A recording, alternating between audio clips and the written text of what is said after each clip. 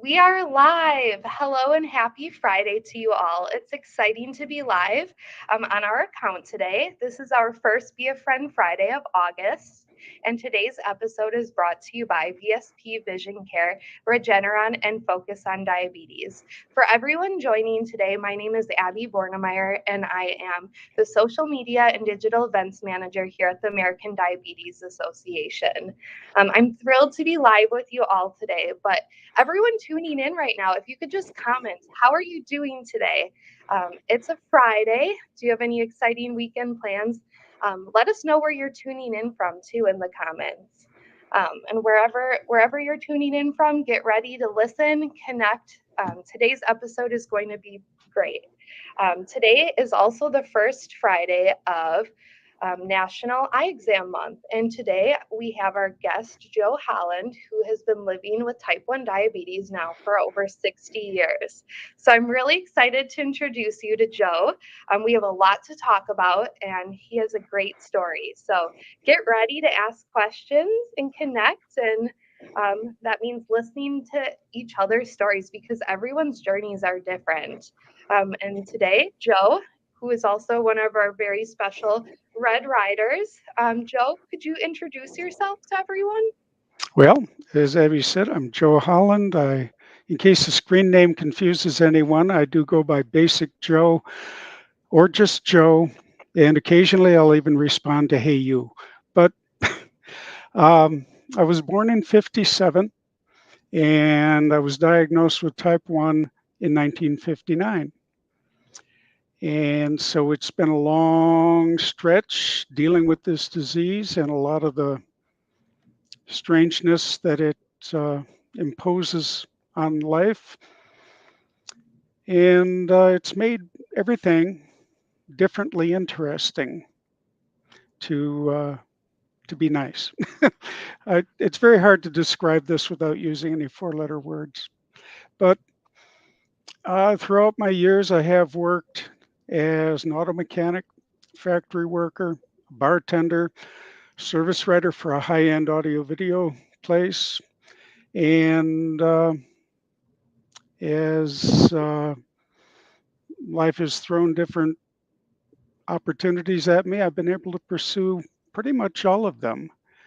Um, as a young boy, I thought I was going to be a pilot for a living, but with what's left of my vision, they wouldn't let me near a cockpit if I paid them. Well, thank you, Joe, for introducing yourself a little bit. And I know you've experienced challenges throughout the years with your diabetes, but that hasn't stopped you from, chasing your dreams. And you're always setting goals for yourself. And I think that's something true that is so inspiring. And I know we'll talk a little bit more about that as we go along. But if you could just talk a little bit about, I know you've experienced some physical challenges over the years. If you could just talk a little bit about what those have looked like. Well, one of the biggest impacts that diabetes has had on my life is visual loss. I was extremely gifted with vision for a whole bunch of my life. And then in 1982, I was diagnosed with diabetic retinopathy. And I actually self diagnosed when I had a blood vessel blowout and couldn't see anything out of, I think it was my left eye. And called up my eye professional at the time, told him I needed a diagnosis of retinopathy. He asked me why I thought that, and I told him I either have blown a blood vessel or an oil line. And since eyes don't have oil lines, I'm thinking it's a blood vessel. And that was one of the first times I had a doctor say, "Stop whatever you're doing and get over here now." And he confirmed my diagnosis and sent me over to the Eye Institute, and we began a long road of fixing things. It turned out I had extensive retinopathy, and they had to do a lot of laser work on both retinas to save what vision was left. And this ended up destroying about 90 to 95% of the functional retinal space. Um, That's sounds like I'm not able to see much of anything anymore, but I actually do have a 52-degree field of vision. Although it's broken up quite a lot in places, I have lost an entire car. I lost a semi one time driving across my picture, and that was part of what led me to hang up my driving. But uh, there are tiny little blessings buried in there too. I used to shoot a lot of pool, and I noticed one time when a fellow tossed me a ball that had come off the table, I watched it appear and disappear on the trajectory as it came toward me. And then things got a little bit worse. Let's see, I think it was 12 years later, my right retina started detaching. I also self diagnosed that one. I used to compare my left and right eye vision, and I had a doorway in my kitchen, and I'd look at that with the left eye and then look with the right eye. And when I realized the retina was detaching, the left eye made the doorway look nice and rectangular. The right eye, it actually had a curve to it. So I called up my eye people again and said, "Hey, got a retina detaching." And again, hang up the phone and come in right away. And they confirmed. We tried a lot of different things to get it to reattach, and it didn't. They went in 3 times invasively and tried to get it stapled down, and it didn't. And after the third operation, they said there's really nothing left to work with anymore, so let's not count on bringing that eye back. So there it sits. And I've had to make some adjustments now because with monocular vision, as they call it, I call it cyclops mode, I don't have depth perception. I can tell something is across the room, but when I get close, I can't really tell. Like reaching for a light switch, I do it by feel now because if I'm looking at it, I don't know where the wall actually is when I'm near it. And for beverages, I tend to prefer things with a screw cap because I can reach for a bottle or a cup of coffee or something and just knock it over because it turns out it's closer than I thought. Definitely. And Joe too. So you have experienced a lot of challenges with your vision loss, and how crazy is it too? You self-diagnosed it and it was correct. So you did have it.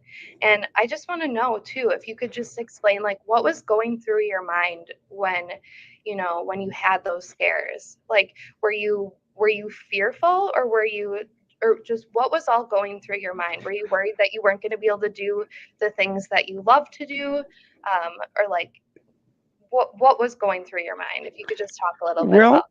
it is scary when you don't know how bad something is and you don't know how they fix it or don't fix it. And so, yeah, there was a lot of concern with that. But as I began to see what was going on, and I got some confirmations from my doctors that I was going to be able to return to at least some of my activities, um, I just went into my let's see what happens mode, which is how I tend to approach life. They're going to do this, and let's see what happens with what's left. What can I do? Where can I go? And at the time this happened, I was a ridiculous weightlifter. I was a monster freak or a muscle freak, and I just loved lifting heavier and more. And when I was diagnosed, they told me I was to observe a 15-pound weight restriction until they got the problem solved. Now, that took them almost 5 years to clear me to go back in the gym. And when you have huge muscles and you have to not use them, it gets painful. I had so many shooting pains for about 6 months because I wasn't using all that wonderful mass of muscles I had built up. And it was very hard to live by that rule, but I knew the importance of doing so. I know that doctors don't hand things like that out willy nilly just for fun. And so I was able to get through it. Um, I ended up taking up walking because it just seemed like a very nice, um, oh, what is the word? A tranquilizer of sorts. I was not having fun at my job. I was working in the factory. I had a production manager that wanted to, he told me several times he wanted me to quit. And I wasn't going to do that. So for 3 years, I just walked to work every day and walked home. And that really built up my legs nicely so that at the end of 3 years, I took up bicycling and my knees were in great shape for that. So that led to distance bicycling where you ride 75 or 100 miles at a time. And eventually, let's see, what have I come up with now? I'm at something just short of 74,000 miles over the last 30 years. Wow, that's amazing. How have you kept track of all those miles By too? writing, well, at first I was writing them down. Okay. And then in 2016, when I bought my most recent bike, I switched over to GPS. So it's tracked online. And I just keep a running total in my notes. And if not this, let's see, this year, if things go right, if the weather goes right, I should be hitting what I've been calling my 3X destination. I'll have enough miles to be the equivalent of having biked around the globe 3 times at the equator. Wow. And then shortly after that, I'll hit 75,000 lifetime miles. That's amazing. If that's not inspiring itself, then I don't know what is. That wow, I cannot even imagine that. That is so cool. And would you say too, like having been diagnosed with diabetes and having diabetic retinopathy, would you say that that kind of did like shift your interest into biking though, because you weren't doing your leg presses like you used to, and all your weightlifting, and then you built up your leg muscles from walking, and you feel like that led you to biking? Would you say Uh, that I would kind say a of? little bit of that, but quite honestly, I got into biking because a lady friend I knew enticed me to do so. Okay. Well, that is still very amazing, and we're so happy that you're doing that. And yeah, that's awesome. But I do want to ask you now too. Did you know much about eye health before you experienced these sort of challenges, or not so much? Would you say Not a thing. Not no, a not a thing. I thing? mean, I had heard the term diabetic retinopathy thrown around. I wasn't seeing doctors at the time and really wasn't taking good care of myself, which is in part what led to the retinopathy. And actually, the bicycling is what got me on track because I figured out that if I was going to bicycle, I was going to have to know where my blood sugar was hanging. Right. And so I started then at the time, finger sticks were the latest and greatest technology. Mhm. Since then, I've gotten onto an insulin pump and a CGM tied into that, which I do strongly recommend for everybody that's in need of knowing what their glucose is. And that's made it all the more possible. Definitely. And I do want to say something here too for everyone who's tuning in right now. If you're experiencing any sort of eye health challenges, or just you were newly diagnosed, you've had diabetes for X amount of years, we have on our website diabetes.org/eye health. There are a tremendous wealth of resources on there, including a diabetic retinopathy risk test, which you definitely should take. So I highly recommend visiting that website. Super helpful and informative. Also, too, just in the comments here, it looks like We have someone from Milwaukee tuning in, someone from Pittsburgh. Also, someone said, too, my grandson is type 1 since he was 13 years old, and now he's a police officer at 22 years old. So Perfect. you can still do, follow your dreams and not let diabetes define you. I think that's something too we really need to continue to put out there. Like people sharing their stories and showing that just because you're living with diabetes doesn't mean you still can't do things that you want to do and achieve goals that you set for yourself, which is amazing. So, Joe, too, I know you touched on how you recommend CGMs for people, but also, too, what other advice could you give someone who's living with type 1 diabetes today, or let's say was just newly diagnosed, or for parents of children who are just newly diagnosed and they don't know what to do? They don't feel like they have a support system at all. Like, what would you say, like, the top piece of advice you would give someone? Who's in that piece of time.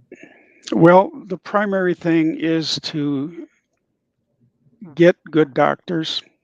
Mm. Don't just get any doctor, but get a doctor that you can work with and somebody who respects your input or your child's input if that's the case. And once you find them, see them regularly. Um, if anything goes strange, contact the doctor and or message them or phone them or drop in on the office for that matter. Um, as things change, because they will, circumstances change, definitely a CGM and paying attention to time in range with the CGM is critical. And I don't remember, did we ever spell out what a CGM is? Do you want to let everyone know what it is in case Well, there's might as well. I know I throw acronyms around like crazy. CGM is a constant glucose monitor, and the Dexcom unit that I use and really recommend, takes a blood sugar reading every 5 minutes and lets you know where you're at. The information, because of how it gets it, may be as much as 30 minutes old, but I've found that mine tends to be more up to date than that. And the technology has improved over the last 8 or 10 years, maybe. I've been using one, and the technology is going to keep getting better because that's what they do. That's awesome. Yes, I do. And I'm sure since you were young, like you have seen so many changes over the years, like to where we are now. And I think it's, inspiring too in itself because we're going to get so much farther and ultimately, hopefully, to a cure. Um, but also, too, I really like how you mentioned, if you notice something, don't let it just go unseen or unknown. Yeah. Like, go to your doctor because sometimes you can prevent these things, or like delay things from escalating faster. So if you Well, notice something, do something about it and don't let it just, get worse. I actually am guilty of doing that myself. Now, as a former weightlifter and just the kind of person I am, I have ridiculously high pain threshold and I have a ridiculously high tolerance for pain. It's something that I can basically tune out most of the time unless it's extremely severe. And I picked up a foot infection. I didn't know it was an infection, just felt like I'd bruised my foot and it went away. And then 6 or 8 months later, all of a sudden, if I took the weight off my foot, it felt like somebody was running a red hot spike through it. So, got to see my podiatrist.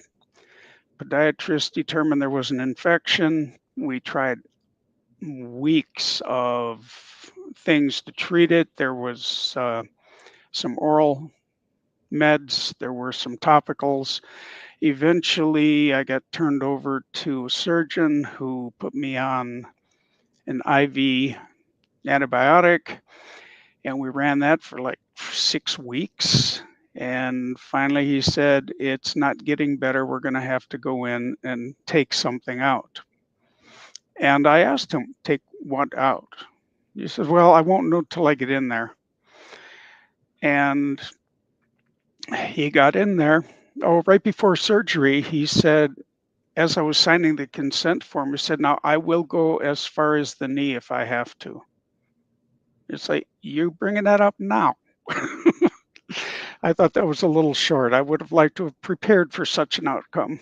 Right, but what was going through your mind when you heard that? Well, my first thought was, it isn't going to be that bad. I would have seen something, I would have known somehow that it would be that bad. And yeah, I was concerned. I was a little bit scared, but I believed that it would come out okay. And they did the surgery. They just took off the pinky toe and the bone all the way back to the heel. So I don't have as wide a foot on the right side. Um, and if you're going to get something cut off, the pinky toe is the thing to go with because it really doesn't do much. So life carried on without any big difference, except that I now pay more attention to my feet, and Well, your balance too, would you say? didn't affect my balance at all. Yeah, that's. I think big toe would be more of an issue, but Well, hey, you learned from that though, and I think, oh yeah, having to have your pinky toe removed though, it kind of taught you also too that if you notice things, you should say something or go get it seen first, and also too, like maybe how to manage your diabetes like more more closely. And you yeah. The that tighter your control, the less you will have problems. right. So, Joe, I think that is all really great advice that you gave and everything. But I also want to talk about a little bit is the mental health aspect of diabetes. So, you've been living with type 1 diabetes now for over 60 years. So, I'm sure that there is like it plays a large role with your mental health. So, what are some things you do to manage your mental health on a daily basis? Well, number one thing, having been diagnosed at 2, I didn't really have a lifestyle to change as I grew up. It was just a part of my life. And to this day, that's still how I see it. It's just something I have to contend with. Um, I do run into frustration with the tediousness of having to constantly be aware of so many things. Um, a friend once asked what my favorite food was, and I told him I don't eat food, I eat numbers because I have to keep track of all of that. And bolusing for anything I eat and watching the blood sugar, making corrections as needed, which like I had to do three boluses before this session started just to keep it from going crazy while I was talking to you. So it's that constant attention that can wear a person down. And I have known people who like to just turn off their technology sometimes for a day or a week and just not deal with it. But frankly, for me, that would drive me nuts because I really do want to know where I'm at all the time. So I don't let that get to me too much. When it gets to be tiresome, I just refer to various counseling that I've received for depression through the years and find a way to bring it back in to scope. And if nothing else really does it, if I still feel I need to talk to somebody, I can connect with a counselor who knows diabetes and get a few sessions and get myself back on track.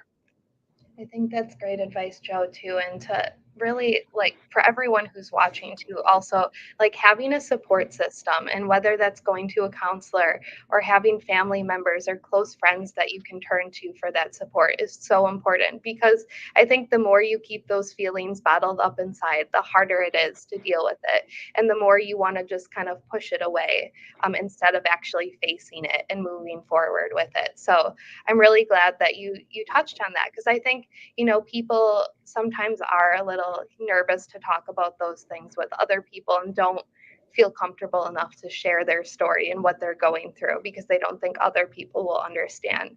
But we all need to support each other, and everyone's walk is different in life, and finding that support system is truly key. So I'm glad that you're doing that. And I also feel like, Joe, that your bike riding too probably has to play a large role in managing your mental health too. I'm sure it Oh, does, yeah. Yeah, right? all of my physical activities, everything that I do, even, walking good distances. I sometimes go for a walk that ends up being 10 miles, and I don't think Look about it. at that. Um, you know, lifting weights when I currently don't have gym access, but I will be getting back to it as my situation changes. And I have a goal yet to set in the gym where part of my training I was building up my legs to make hill climbing on the bike a little bit easier, and I was leg pressing over 900 pounds. And I decided, well, if I can do 900, I can work up to 1,000. Oh, wait, no, let's do 1,005 so I can claim I did over a half ton. Oh my goodness. And when I had to stop Goodness. driving, I wasn't able to get to the gym so much. So I got as far as doing a set of 10 at 945 pounds. So that goal is just on hold for now. And hopefully I can get to that point. And I do hope to make that into a fundraising event if I can. That's So exciting. Very exciting. You're going to have to keep us posted on that too. definitely. Love to follow your journey on that. That's incredible. I cannot imagine doing a leg press of that amount. That's Most people can't, but the no. trick is to build up to it. Yes. and and be careful with it. You do You have want to to be you want to bite off little chunks at a time, do a couple reps, do a few reps, and then do a lot more reps, and then slip a little more weight in there. Um, Many people see, even like I mentioned, walking 10 miles as being impossible. Well, start by walking around the block and then do it twice and then walk somewhere else. you have to start small and keep growing. Take One it of on my baby steps. Yeah, one of my favorite workout pastimes is when I have to do some grocery shopping. I have a very large backpack. I will hike to a store and buy a bunch of goods, load up the backpack, and hike them home. Hmm. And when I do things like that, I'm reminded that I live at the top of a hill. It's always easier going than coming back. But my longest grocery hike, as I call them, I hiked to a store 4 miles away. I loaded up the backpack with a bunch of stuff, and I hiked 4 miles back home. When I got home, I set the backpack on my bathroom scale and it weighed in at 50 pounds. That Wow. was a real good leg workout. I'm sure. That's wow. That's a lot for that distance too. And uphill. Wow. Well, the main thing, and it's a gentle hill, it's not that bad, but the main thing to remember is that things are possible and you can find ways to do them. It's so easy to say, oh, I can't do that, and never try. And for me, again, my main philosophy in life is let's see what happens. I love And that. if I fail at something, I will find a way to adjust for it and come back stronger. That's very inspiring, Joe, and thank you for sharing that. We do have in the comments also someone named Lori said, really enjoyed hearing Joe's story. I've been a type 1 diabetic for 45 years now. Using an insulin pump was the best decision I've ever made. Yeah. So, yeah, Now get a CGM. Amazing. So, Joe, too, one last question, too, before we wrap up. What are you doing today professionally? Well, these days I'm actually working for the state of Wisconsin Department of Workforce Development, helping people find jobs. Wow, that's amazing. Just like all sorts of jobs, or do they come to you and have a specific field that they're looking for a job Oh, in? some do, some don't. And we're just open to anybody, whether they're currently working or not. Much of my day also is involved in helping people file for unemployment and file weekly claims for that. I do a lot of resume work. I'm very happy to make use of my gifts in document layout. And I've got this really wickedly large vocabulary that really can help dress up a resume so that it's not using the same words everybody else uses. For sure. Well, that sounds very interesting, and I'm sure you meet a lot of different people, and I'm sure it's Yeah. great hearing their stories too and helping them find Oh, what yeah. they're passionate about. So that's I'm glad that you're able to use your talents in that way. Well, That's I've also had the bonus of being visually impaired. I have gone the route of working with Department of Vocational Rehabilitation. They helped me a lot shortly after I started school, and then realized that I couldn't read one of the textbooks. I was actually reading at a rate of about 20 words per minute because it had a dinky font and all the pages were glossy and I could not make it out. And so I had to declare my disability, and it really took some doing for me to refer to myself as disabled. That's a very hard word for me to swallow. I'm glad I did because I was able to drop the class. I later tested out of it because I already knew it.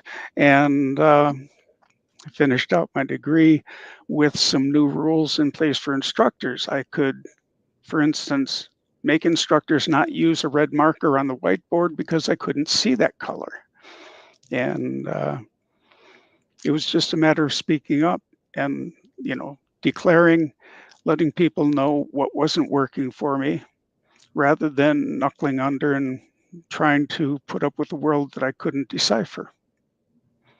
exactly. No, that's so important. And just because you have a disability like that doesn't mean anything.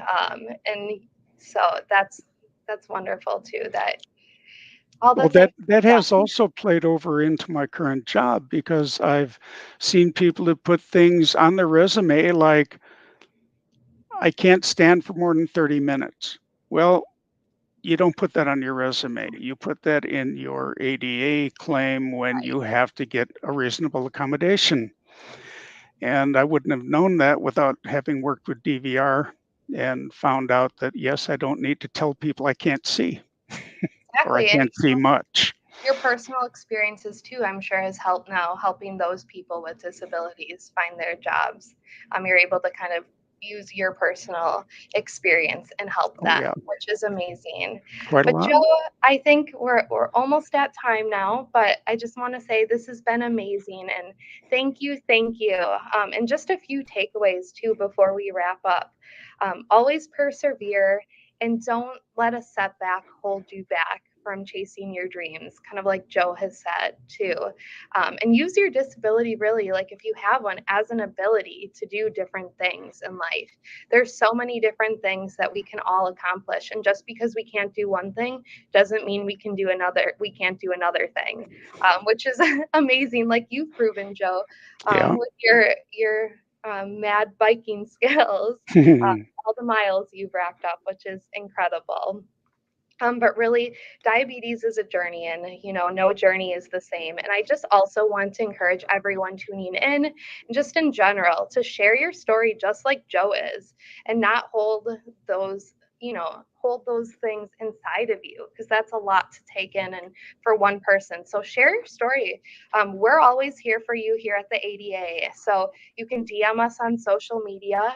You can also submit a blog on our blog page at diabetes.org. send us an email. We're always here for you. I just want to encourage you all to share your story. And also, too, if you ever want to share your story on a Be a Friend Friday episode, we'd love to have you on here. So just reach out and be sure to engage with one another, too. But just know, Joe, too, here at the ADA, we are super proud of you, and we'd love to have you back sometime in the future to talk and update us on your leg press journey too, because that's very exciting, very Yeah. exciting. Well, I'd be happy to be back. That would be awesome. Well, thank you. And also, too, for people who are listening, we also have, like I mentioned earlier, if you visit diabetes.org/iHealth, we have so many resources on there that I highly encourage you all to take advantage of. But the feedback, Joe, in the comments has been incredible. Someone else just said, I'm inspired by your story. Thank you, Joe. And this person was tuning in from Alaska also. So people Wow. from all over are hearing your story and are inspired by it. But I just want to thank you, everyone, and also thank you, VSP Vision Care again, and Regeneron and Focus on Diabetes for making today's Be a Friend Friday episode possible. And thank you, everyone, for taking time out of your busy Friday to listen to Joe's story and to connect and engage. But I hope you all have a great weekend, and we hope to hear from you soon. Have a good one. Thank you, everyone. Bye.